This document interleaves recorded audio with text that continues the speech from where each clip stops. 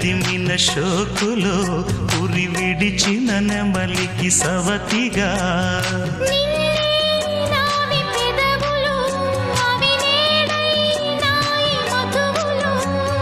రెండు నాయి తనువులు అవి రేపవ్వాలి మనువులు